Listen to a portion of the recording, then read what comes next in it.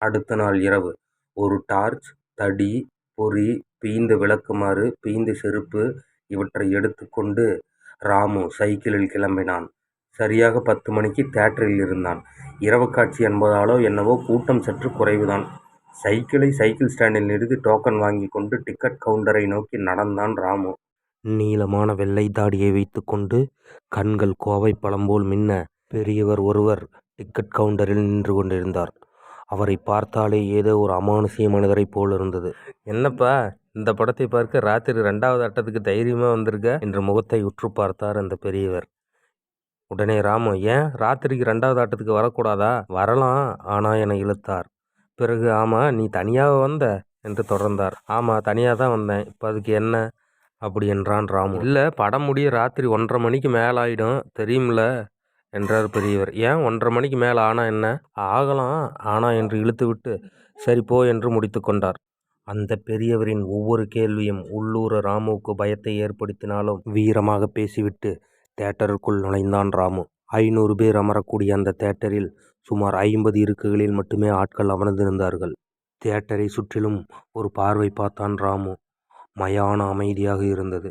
வந்து மாட்டிக்கொண்டோமோ என்ற பயம் தொற்றிக் கொண்டது ராமுவுக்கு. செய்தி விளம்பரம் முடிந்து ஒரு வழியாக 11 மணிக்கு படம் துவங்கியது. பின் டிராப் சைலன்ஸ் என்பார்களே, அப்படி படம் ஓடிக்கொண்டிருந்தது.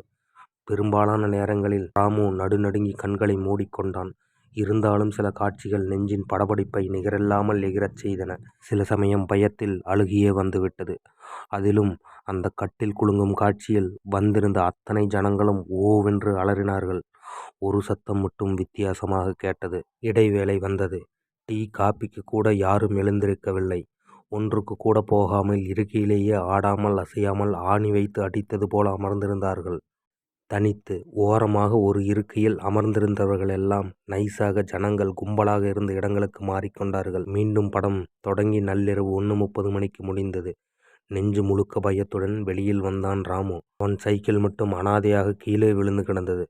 மற்றவர்களெல்லாம் அசுர வேகத்தில் ஓடிவிட்டிருந்தார்கள். சைக்கிளை எடுத்துக்கொண்டு கும்மிருட்டில் வெளியே வந்தான் ராமு. ஒரு ஆள் கூட அருகில் காணவில்லை. மேலும் பயம் கவ்வ சைக்கிளில் ஏறி மிதிக்கத் தொடங்கினான் ராமு. ஒரு வண்டிப்பாதை இருந்தது. அதில் போனால் 1/2 மணி நேரம் முன்னதாகவே போய்விடலாம். அந்த வழியாக போய்விடலாமா என்று நினைத்த மாத்திரத்தில் அவன் சைக்கிளை யாரோ பிடித்து தள்ளியது போல் வண்டிப்பாதையில் இறங்கி ஓடத் தொடங்கியது. அப்போது திடீரென்று ஊதல் காற்று வீசத் தொடங்கியது. லேசான மலைத்தூறல் வேற ஆரம்பித்தது. சாலையின் இரு ஓரங்களிலும் சரசர என சத்தம் வந்து கொண்டிருந்தது. பாம்பு கீம்பு இருக்குமோ என்று ராமு மனம் படபடத்தது. திடீரென 10 அடிக்கு முன்னால் ஏதோ வெள்ளையாக ஒன்று குறுக்கே ஓடியது. அநேகமாக முயலாக இருக்கலாமோ? ஆனால் இங்கு பகலில் முயலெல்லாம் பார்த்ததில்லையே. குறுகுறுவென்று பார்த்து கொண்டே பெடலை முடிந்தவரை அமுக்கினான் ராமு. பாதியில் நிறைய மேடு பள்ளம் இருந்ததால் சைக்கிள் முரண்டு பிடித்தது. சைக்கிளில் இருந்து செயின் சத்தமா, பெடல் சத்தமா, ஹேண்டில் பார் சத்தமா தெரியவில்லை. கிரீச் கிரீச் கிரீச் என்று சத்தம் எழுப்பி ஒருவித பயத்தை உண்டு பண்ணியது. ஏண்டா இந்த பாதையில் வந்தோம் என்று பயம் தொற்றிக் கொண்டு விட்டது ராமுவுக்கு. இது போதாதென்று திரையில் பார்த்த அத்தனை பயங்கரமான காட்சிகளும் ராமுவின் கண் முன்னாடி வந்து சென்றது. வடுக்களும் வெடிப்புகளும் நிறைந்த முகம் முழுக்க இரத்த விலாறுடன் வரும் அந்த பெண்ணின் முகம் வேறு அடிக்கடி தோன்றி அவன் இரத்த கொதிப்பை உயர்த்தி நெஞ்சை வெடிக்கச் செய்துவிடும் போல் இருந்தது. திரும்பி போய்விடலாமா என்று திரும்பி வந்த திசையை பார்த்தான். பகீரென்றது. தொலைவான ஒரு தூரத்தில் ஒரு உருவம் அசைந்து வருவது போல் தோன்றியது. வடு வெடிப்பு, இரத்த விலார், பெண்ணின் முகம் பளிச் பளிச் என்று மின்னல் போல் தோன்றி மறைந்தது. இனி திரும்பவே கூடாது என்று முடிவு செய்து கொண்டு சைக்கிள் ஹேண்டில் பாரில் மாட்டியிருந்த பொருட்கள் அடங்கிய பையை ஒரு தடவை தொட்டு பார்த்து கொண்டான். முடிந்தவரை வேகமாக ஓட்டினான். திடீரென யாரோ பிடித்து தள்ளியது போல் இருந்தது. தொபீரென்று கீழே விழுந்தான். இடையில் வந்த ஒரு பள்ளத்தால் விழுந்தானா அல்லது ஏதோ ஒரு உருவம் பிடித்து தள்ளிவிட்டு விழுந்தானா என்று தெரியவில்லை. தட்டு தடுமாறி எழுந்து கொண்டு மீண்டும் சைக்கிளில் ஏறி அமக்கினான். லடக் என்று ஒரு சத்தம் கேட்டது. சைக்கிள் செயின் கலண்டு விட்டது. நின்று செயினை போடுவதற்கு உடம்பில் தெம்போ மனதில் தைரியமோ இல்லை. எப்படியாவது அந்த இடத்தை விட்டு ஒரே ஓட்டமாக ஓடிவிடு என்று அவன் மனது துரத்தியது. திரும்பி பார்த்தால் சுமார் 200 மீட்டருக்கு அப்பால் மீண்டும் அந்த உருவம். அவசர அவசரமாக அவன் கொண்டு வந்திருந்த பீய்ந்த செருப்பை அதை நோக்கி வீசி எறிந்தான். பின் திரும்பி பார்க்காமல் சைக்கிளை இழுத்து கொண்டு ஓடினான். 5 நிமிடத்தில் எல்லாம் அடங்கி ஆழ்கடல் இருள் போல் இருந்தது. நைஸாக திரும்பி பார்த்தால் அந்த உருவம் இன்னும் வேகமாக அவனை நோக்கி வந்து கொண்டிருப்பது தெரிந்தது. பதற்றம் தொற்றிக்கொள்ள மளமளவென்று பெய்த விளக்குமாற்றைத் தூக்கி அந்த உருவத்தை குறிபார்க்காமல் முடிந்தவரை பலத்தை திரட்டிக் கொண்டு வீசி எறிந்தான்.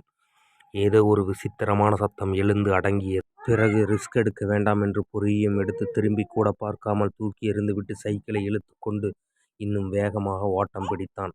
அதன் பிறகு திரும்பி பார்க்கவே இல்லை. ஒரு வழியாக வண்டிப்பாதை முடிந்து பிரதான சாலை வந்தது. சைக்கிளை நிறுத்தி அவசர அவசரமாக செயினை மாட்டிக்கொண்டான். பிடித்தான் ஓட்டம். எப்போது வீடு வந்து சேர்ந்தான் என்றே தெரியவில்லை. படபட என்று கதவை தட்டினான். பலமுறை தட்டியும் கதவு திறக்கப்படவில்லை. அவனுக்கு ஒரே நடுக்கம். மீண்டும் டமடம, தடக் தடக், படக் பட்டார் என்று கதவு திறக்கப்பட்டது. அவன் மனைவி நின்று கொண்டிருந்தாள். அவன் எப்படி படுத்தான், எப்பொழுது தூங்கினான் என்று அவனுக்கே தெரியாது. அடுத்த நாள் டிக்கெட்டை எடுத்து கொண்டு அவன் நண்பனை பார்க்க அவன் வீட்டுக்கு போனான். அவன் 101 டிகிரி ஜுரத்தில் படுத்து பிணாத்தி கொண்டிருந்தான். ராமு நினைத்தான், எனக்கு ஜுரம் வந்து நான் பிணாத்தி கொண்டிருந்தால் அதில் ஒரு அர்த்தம் இருக்கிறது. இவன் பிணாத்தி கொண்டிருக்கிறானே அப்படி என்று யோசித்தான். இப்போதான் நான் மசூதிக்கு போய் மந்திரித்து கொண்டு வந்தோம். ராத்திரி எங்கே போய் பயந்து விழுந்தடிச்சு ஓடி வந்திருக்காருன்னு கேட்டால் ஒன்றுமே சொல்ல மாட்டேங்கிறாரு. பேந்த முழிக்கிறாரு அப்படி என்று நண்பனின் மனைவி அழாக்குறையாக புலம்பினார். ஒரு வழியாக நண்பனை தேற்றி விஷயத்தை கேட்டபொழுதுதான் தெரிய வந்தது. நேற்றிரவு நான் போன அதே படத்திற்கு நண்பனும் வந்திருக்கிறான். படம் முடிந்த பொழுது பயம் தொற்றிக் கொண்டது. திரும்பி வர யாரும் துணை இல்லாமல் போனது. திரும்பி வரும்போது வண்டிப்பாதை வழியாக வந்தான். அப்பொழுது தன்னிலிருந்தே சற்று நெடுந்தொலைவுக்கு முன்னால் ஒரு கருகரு உருவம் விசித்திரமான குட்டிச்சாத்தானை போன்ற ஏதோ ஒன்று இழுத்து கொண்டு போய் கொண்டிருந்ததை பார்த்திருக்கிறான். அது அவ்வப்போது திரும்பி பார்த்து தன் மீது செருப்பு, விளக்குமாறு, பொறி என கைக்கு கிடைத்ததையெல்லாம் விட்டெறிந்து பின் திடீரென அந்த உருவம் மறைந்து போனது. பின் ஒரு வழியாக வீடு வந்து சேர்ந்தான் என்று பல விவரங்களை நண்பன் சொல்ல அவனுக்கு எல்லாம் புரிந்துவிட்டது. அதற்கு முன்னால் சென்றவன் அவன் நண்பன் ராமுதான். உடனே ராமு சினிமா டிக்கெட்டை எடுத்து தனது நண்பன் சோமுவிடம் நீட்டினான். சோமு திருதிருவென முழித்தான்.